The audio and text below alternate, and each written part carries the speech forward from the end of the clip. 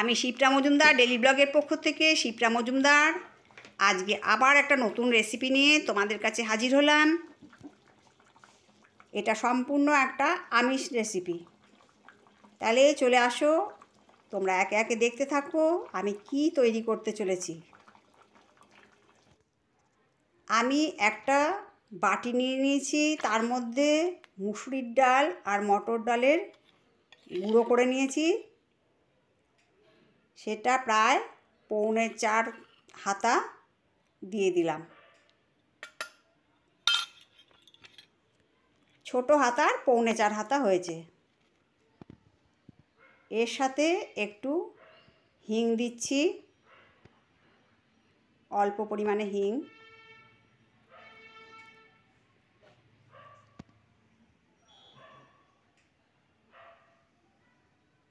এরপরে একে একে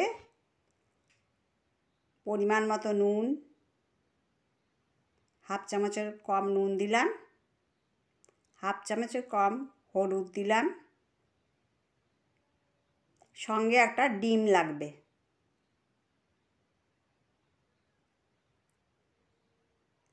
ডিমটা ফাটিয়ে ওই মিশ্রণটার মধ্যে দিয়ে দিচ্ছি।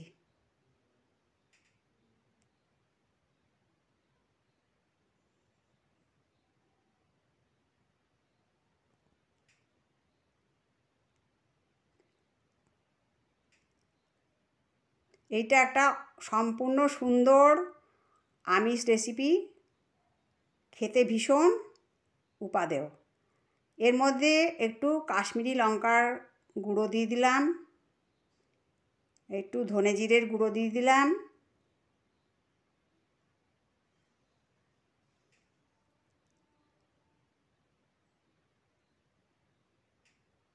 আর একটু লাল লঙ্কার গুঁড়ো দিয়ে দিয়েছি। যাই হোক, এবারে দুটো পেঁয়াজ নিয়ে পেঁয়াজ কেটে নিচ্ছি।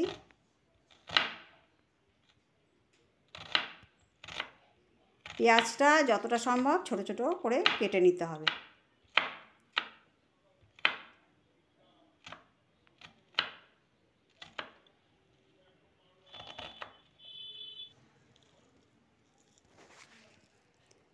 ওই মিশ্রণটার মধ্যে আমি পেঁয়াজগুলো দিয়ে দিলাম।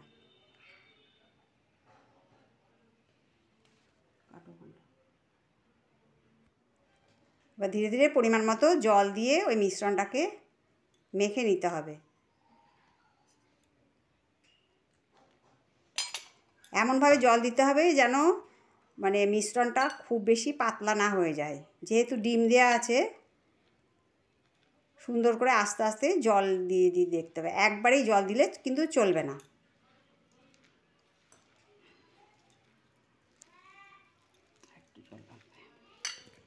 এটাতে আর একটু জল লাগবে। আমি জল দিয়ে সুন্দর করে মেখে নিয়েছি।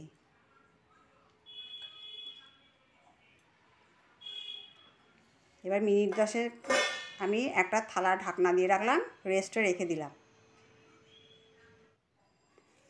আর এদিকে একটা থালার মধ্যে আমি একটুখানি সর্ষের তেল নিয়ে নিচ্ছি। এটাকে সুন্দর করে মাখিয়ে নিতে হবে চারিধারে।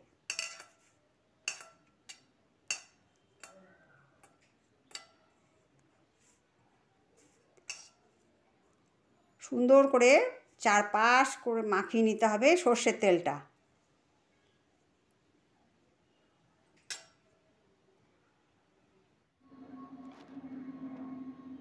এবার একটা বাটি নিয়েছি, বাটির মধ্যে একটু জল নিয়ে নিয়েছি। এবার জলের মধ্যে ধনে জিরের গুঁড়ো, হলুদ গুঁড়ো,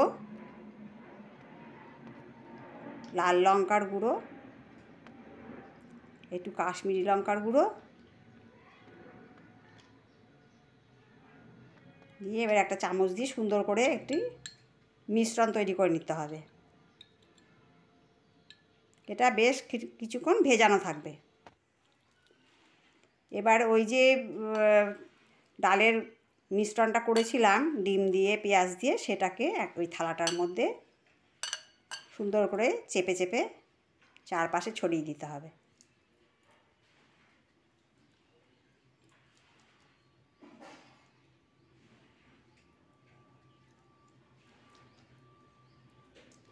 যতটা সম্ভব থিকনেসটা সুন্দর রেখে চারপাশে ছড়িয়ে দিতে হবে। আমি চারপাশে সুন্দর করে ছড়িয়ে দিলাম।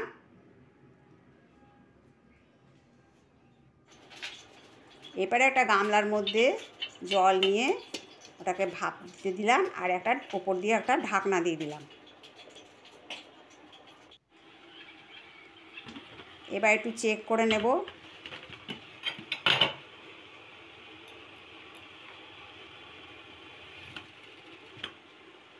দেখো ছুরির ডগা দিয়ে চেক করে নিচ্ছি, কিন্তু ছুরিতে কিন্তু একটুও লাগেনি। এইটা আমি তৈরি করছি আমিষ ধোকা। নিরামিষ ধোকার ডালনা তো আমরা অনেক খেয়েছি, কিন্তু আমিষ ধোকার ডালনা আমরা খুব কম মানুষই জানি। তাই আমি আজকে তোমাদের সামনে আমিষ ধোকার ডালনা শেয়ার করছি।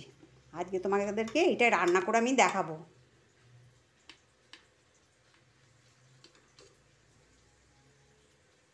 বরফির আকারে সুন্দর করে কেটে নিচ্ছি।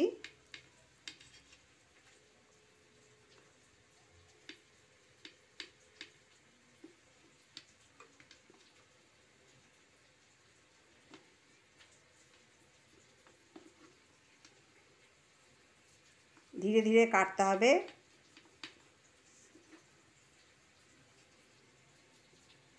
যাতে না ভেঙে যায়।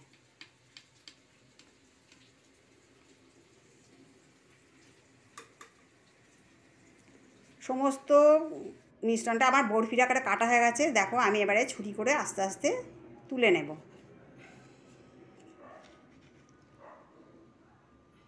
খুব সাবধানে তুলতে হবে। দেখো আমার সমস্ত বরফিগুলো কাটা হয়ে গেছে। এবার আমি একটা থালার মধ্যে সুন্দর করে সাজিয়ে রেখেছি। এবারে একটা থালার মধ্যে আমি পেঁয়াজ কেটে নিয়েছি গোটা 3, আর গোটা 5-6 রসুনের কোয়া, আর হাফ ইঞ্চির মতন আদা নিয়ে নিয়েছি। আদাটা রসুনটা আমি পেস্ট করে নেব। আচ্ছা, এবার একটা কড়াইয়ের মধ্যে আমি তেল নিয়েছি, তার মধ্যে জিরে আর তেজপাতা ফোড়ন দিয়ে দিলাম।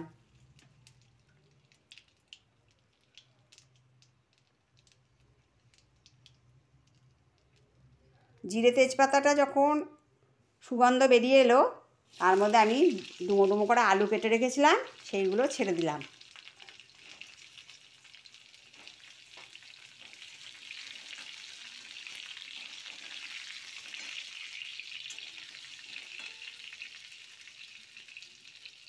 এই রান্নাটা ভীষণ টেস্ট হয়। তোমরা একবার অবশ্যই তোমরা ট্রাই করে দেখতে পারো। তোমাদের কাছে আমি এই রিকোয়েস্টটা করলাম। আলুটা চারপাশে নাড়াচাড়া করে দেওয়ার পরে আমি পেঁয়াজগুলো দিলাম। আমি কিন্তু পেঁয়াজটা আগে ভাজিনি, আলুর সাথেই আমি ভেজে নেব।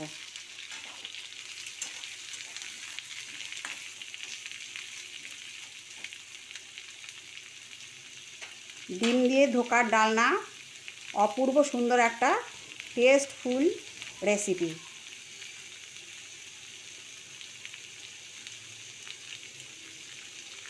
আমি পেঁয়াজ আর আলুর মধ্যে পরিমাণ মতো নুন দিয়ে দিলাম, 1.5 চামচের মতন নুন দিলাম, আর হাফ চামচের মতন হলুদ দিলাম।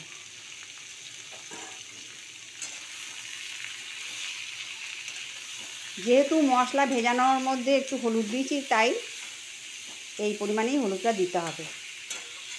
তোমরা যেই পরিমাণে রান্না করবে সেই পরিমাণ মতন সমস্ত জিনিস দিয়ে দিও।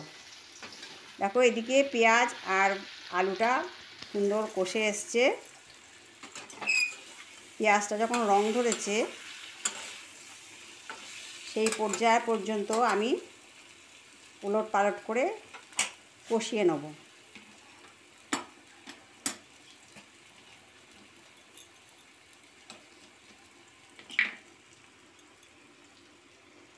এবার মিক্সিং জারের মধ্যে আমি আদা আর রসুনটাকে পেস্ট করে নিয়েছিলাম, পেস্টটা ঢেলে দেওয়া হলো।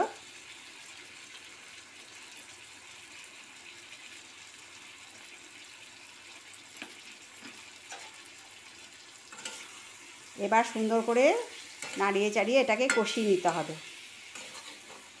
যতক্ষণ না আদা রসুনের কাঁচা গন্ধটা চলে যায়।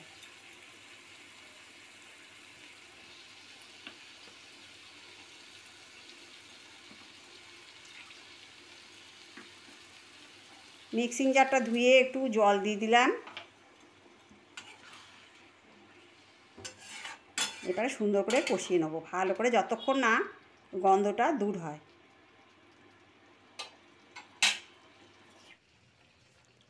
এবার বাটির মধ্যে যে মশলাগুলো ভিজিয়ে রেখেছিলাম সেই মশলাটার মধ্যে দিয়ে দিলাম। আর এদিকে কড়াইয়ের মধ্যে আলাদা একটা কড়াইতে ধোকাগুলোকে সম্পূর্ণভাবে ভেজে নিতে হবে। এবার আমি আস্তে আস্তে ধোকাগুলো ধীর হাতে ছেড়ে দিচ্ছি।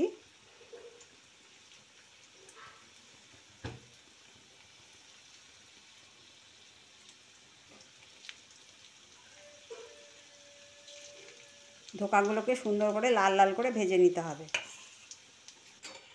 দেখো সুন্দর লাল কালার হয়ে গেছে। এরপর আমি আস্তে আস্তে ধোকাগুলোকে সব নামিয়ে নেব।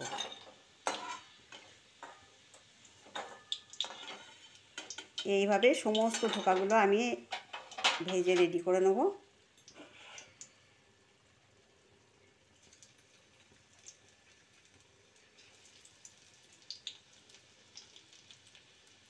প্রথম ধোকাগুলো আমার ভাজা হয়ে গেল। এবারে পরবর্তী আর যেগুলো বাকি ছিল সেইগুলো ভেজে নিচ্ছি। এদিকে দেখো মশলাটাও কষে এসছে। আমি উষ্ণ গরম জল করে রেখেছিলাম, সেটা দিয়ে দিলাম। এবার ফোটা পর্যন্ত অপেক্ষা করব। আচ্ছা, তোমাদের যদি এই রেসিপিটা ভালো লাগে তোমরা অবশ্যই লাইক, শেয়ার, কমেন্ট আর সাবস্ক্রাইব করে আমার চ্যানেলের পাশে থেকো। আর বেল বাটনটা ক্লিক করে দিও। আর ভালো ভালো কমেন্ট লিখো, আমার খুব ভালো লাগবে। তাহলে দেখো এই যে সুন্দর করে ভাজা বরফির মতন কেটে রেখেছি ধোকাগুলো, সেইগুলো এমনি চা দিয়েও তোমরা খেতে পারবে, এত সুন্দর টেস্ট হয়। ঝোলটা ফুটে উঠেছে, তার মধ্যে আমি সমস্ত ধোকাগুলো দিয়ে দিলাম।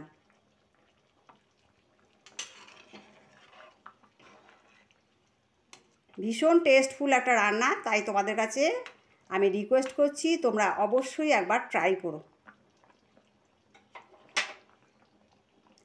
একই রকম ধোকা খেতে খেতে যখন আমরা মানে আমাদের নানা রকম ধোকা খেয়ে অভ্যাস আছে, কাঁচকলা ধোকা, এমনি ডালের ধোকা, কিন্তু এইভাবে নিরামিষ খেয়ে অভ্যাস, কিন্তু আমিষভাবে তো কোনো দিন খাইনি। তাই এইভাবে রান্না করে খেলে পরে তোমাদের অবশ্যই ভালো লাগবে। দেখো কত সুন্দর দেখতে হয়েছে। যদি ভালো লাগে তাহলে আমার পাশে থেকো, আমার চ্যানেলের পাশে থেকো। আবার পরবর্তীতে আরেকটা এপিসোডে তোমাদেরকে অন্য কোনো রান্না নিয়ে হাজির